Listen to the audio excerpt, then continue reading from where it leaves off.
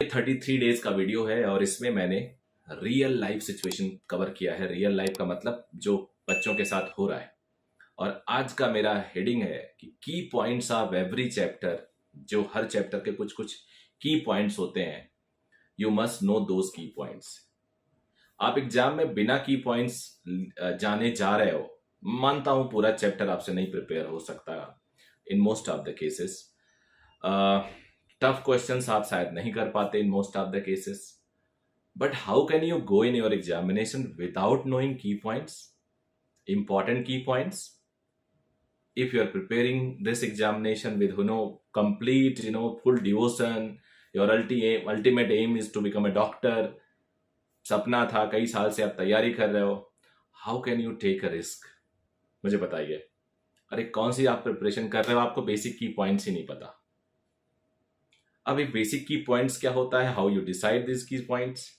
अब being a physics teacher I can tell you something about physics. For chemistry and bio, you must be knowing better than me.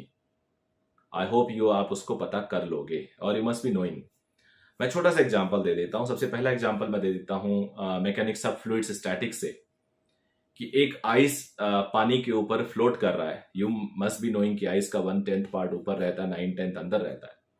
और जब वो ice उसी पानी में melt कर जाता है तो लेवल ऑफ आइस राइज करता है। आंसर है नहीं। सबको पता है, आई होप सबको पता है।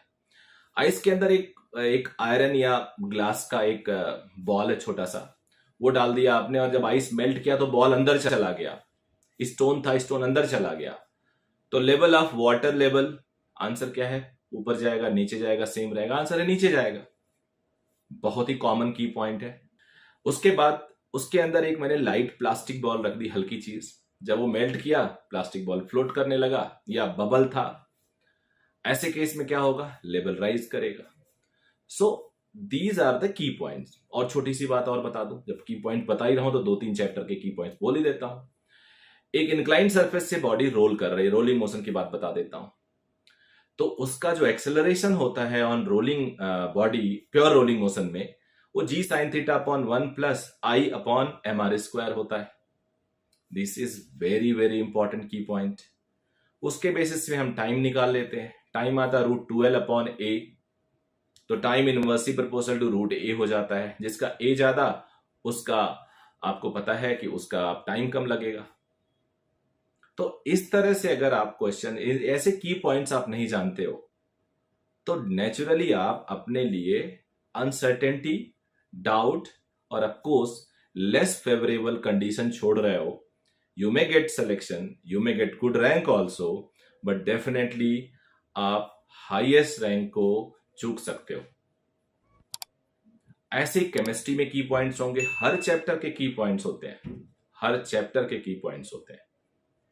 अगर मैं ऑसिलेशन वेव्स की बात करूं तो वहां पे आपको बहुत अच्छी तरह से बताया जाता है, सिंपल हार्मोनिक मोशन में साइन और कोसाइन का 1 पावर जो होता है वो एसएचएम को रिप्रेजेंट करता है। और उसके रूल्स होते हैं, डबल डिफरेंशिएट करो, directly proportional two of -x आएगा, या अगर y लिखा है तो -y आएगा।